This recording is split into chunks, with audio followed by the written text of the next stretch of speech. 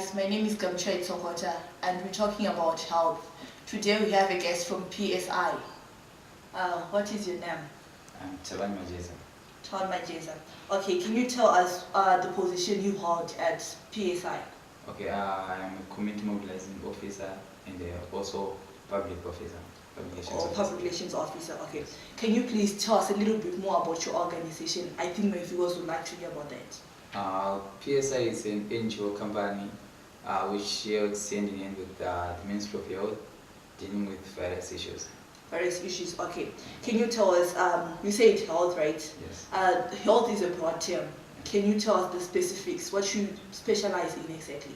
Okay, first of all, I specialize in male circumcision, the ongoing theme, Kalafimapos.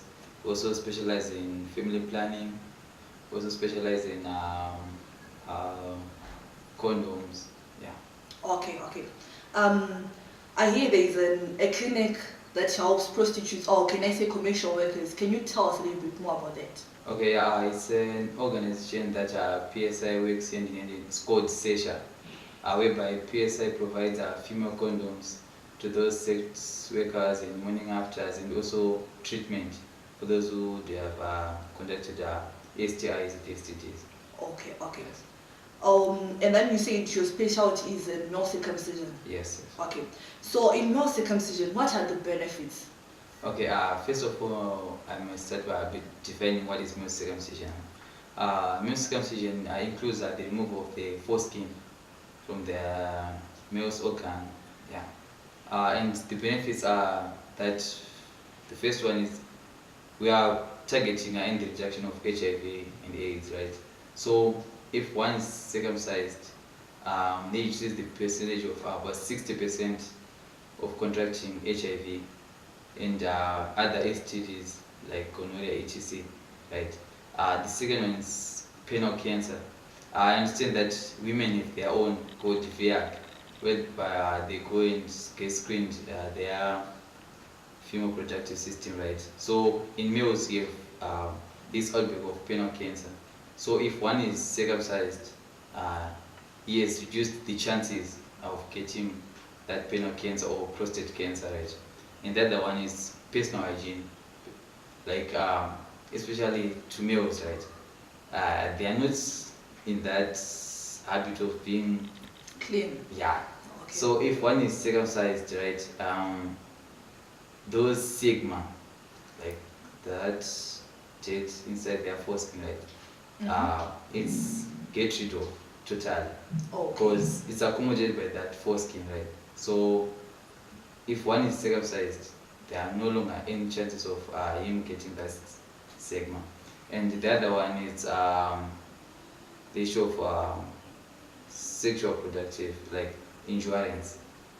Okay. So it's also another benefit. Yeah. It's also another benefit. Okay, talking about sexual endurance, right? Yeah.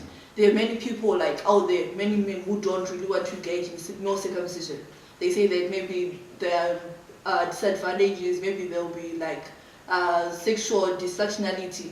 What can you say about that? Okay, the issue here is about that foreskin and its weight inside, right? Because of that sigma inside it. So if a male and a female engage into sexual relations, right, the male counterpart, right, is quickly to reach orgasm because it's weight to weight, right? He's already weight and the female is already weight. So if we remove that foreskin, and it will reduce that sensitivity, hence increasing endurance, and both parts will be able to enjoy the sex. Okay, so in other words, you're saying that in as much as they won't reach orgasm earlier, they will satisfy both the men and the men. Yes. And the women. Yes, especially for the women, because many households have been destroyed due to lack of sex endurance, right? So actually it's an advantage. It's an advantage. Yeah, to males. Okay. Yes. Okay, I get it. And then are there barriers to male circumcision and something like that? Yes, there are a lot of barriers to male circumcision. First of all, the what we call myths and misconceptions, right? like people don't actually understand what male circumcision is, right? So there are rumors, like some people say those foreskins are used to make that food called makanyanis, right? Oh. Of which is something that is not realistic, and it's actually disgusting to think that how can you use male foreskins to create food, To right? create food, right. So there's a law by the Ministry of Health which called Tissue Act, which do not allow anyone to carry home any part taken from him. So there's a incinerator whereby all those foreskins are burnt.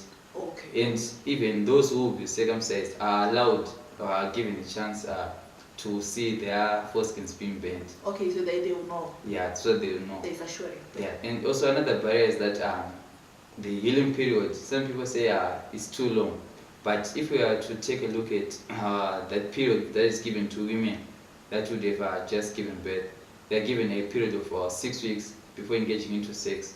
That's the same period that those who have been circumcised are given. Okay. So it's actually 50-50. Okay. But men tend to shun from visiting health facilities, etc.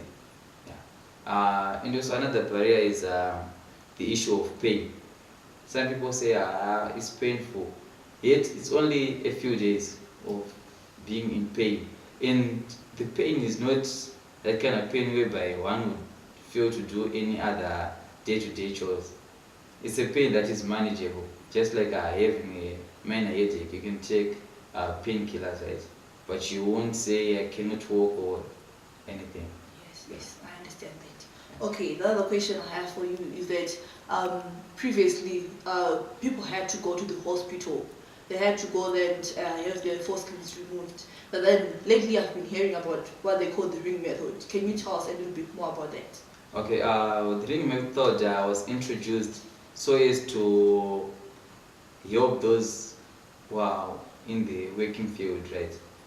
Let's say there are 3 types of methods, right? There's one called forceps guided, dorsal slit, and prepex. And prepex, that's the ring method, and dorsal slit, that's the one that is mainly done. So they're saying on ring method, the ring is inserted on the first day. There are no issues of injections, etc. Right? And one can go home walking normal without feeling anything. But after 1 or 2 or 3 days, he will start feeling some discomforts, right? But still, the person will be able to work, doing everyday chores. That's the difference between the ring and that of the dorsal slit, that is the surgical. The surgical requires maybe a 1-day rest so that the stitch may be able to at least heal a little heal bit. a little bit, yeah. Okay. And then after 2 or 3 days, the bandage is then removed. That's the difference between the ring and the surgical. Yes. Okay. I thought you mentioned 3 types of circumcision. What's that? The dorsal slit is not mainly practiced, right? But it's applicable to some areas, and it has got a certain age. Okay. Usually it's from 18 and above. But what is mostly encouraged by the Ministry of Health is the dorsal slit. Okay, I hear you. You said something about age. So does that mean that a person can actually get circumcised soon after birth, or there is a certain age when you are expected to be circumcised? Okay, anyone can get circumcised even at birth, but we as PSI, we start from the age of 10 and above. Yes, that's the targeted clients we circumcise.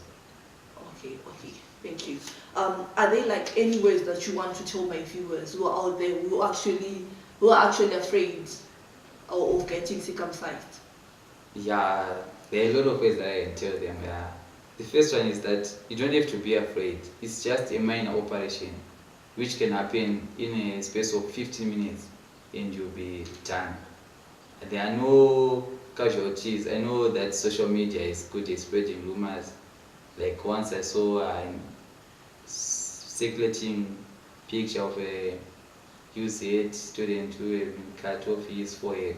There are no such things, because these things are done with professionals, medical professionals who are well inclined in that field. So there is no room for mistakes. That's why there is the dorsal slit, which is encouraged, and also the ring method. Okay. Yeah. Thank you very much for joining me today. Viewers, you have heard it for yourself. You are actually encouraged to go and get circumcised. Thank you very much. Thank you. You're welcome.